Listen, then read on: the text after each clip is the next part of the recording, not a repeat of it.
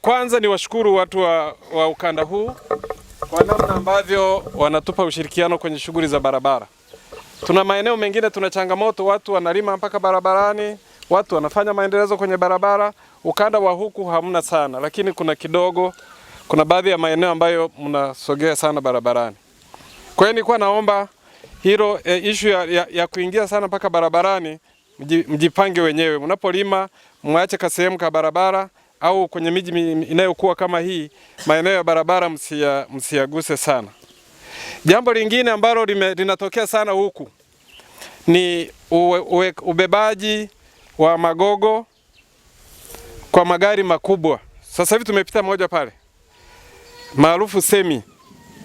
Barabara zetu hizi haziwezi kuhimili mizigo mizito ya zaidi ya tani 10. Kwa hiyo kitendo cha nyie kuanza kubeba magogo hapa, maana yake hiyo gari itatoka Kirusha huku, itapita kwenye kata kadhaa mpaka ije ifike kwenye barabara kuu ile ya TANROADS ambayo ni kubwa, unakuta imeshaharibu katikati pote pale. Kwa hiyo nilikuwa nawaomba, tumeanza kupata namba za simu na wahusika wale wanaofanya hizo biashara, na wengine tumeshawasiliana nao.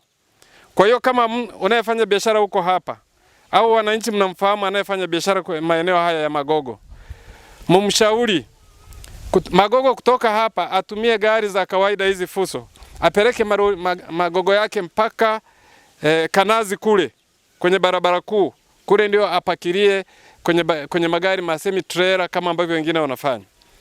Tuna changamoto hii kata ya Kirusha, tuna changamoto kata ya Mgoma, bado wanaharibu sana na juzi tu gari moja imeanguka pale ikaumiza watu. Kwa hiyo hilo nilikuwa naomba kwenye mkutano huu niwape elimu hiyo.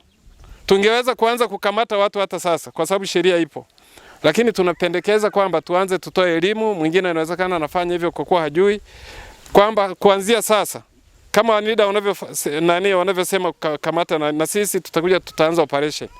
Tukimkamata mtu, yani faini ambayo ni ndogo ni Laki5. Kwa hiyo imagine mtu na mtaji wako labda milioni 1, milioni 2, ukapigwa faini ya Laki5, utarudi chini sana. Na wengi wanaofanya hizo biashara ni vijana wetu, ni ndugu zetu, ni kaka zetu, ni baba zetu. Kwa hiyo hilo jambo la kuzidisha mizigo kutoka ukanda wa huku sitegemee kuendelea kuliona tena. Jambo lingine ambalo nilitaka niliseme ni shughuli za matengenezo ya barabara. Tunaendelea kama nilivyosema kutengeneza mabarabara. Mwaka jana tulitengeneza barabara nyingi ukanda wa huku, ikiwemo kata hii ya Kirusha. Na kwa mwaka jana tulikuwa kwenye baraza la madiwani. Tulikuwa na diwani wenu. Alikuwa ametuletea barabara nyingi sana alizokuwa ameomba kwenye kata yake hii kwamba ziingie kwenye bajeti ya matengenezo. Lakini kutokana na ufinyo wa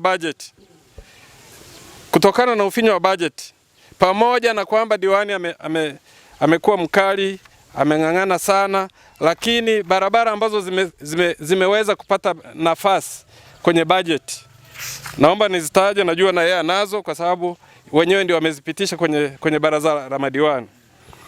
Kwenye kata ya Kirusha tumeingiza kwenye bajeti barabara ya Mubuhenge, inaanzia Mubuhenge kwenda Mgoma. Nafikiri mnaifahamu.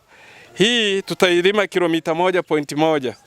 Hii imeombewa bunge likishapitisha, maana yake itakuwa imepata milioni 3 na Laki3.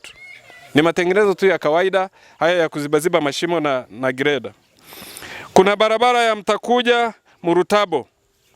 Nafikiri mnaifahamu. Hii imetengewa kilomita 8, imetengewa milioni 24 ambayo itafanywa matengenezo ya kawaida. Pamoja na hiyo, kuna barabara nyingine inatoka Rugenege.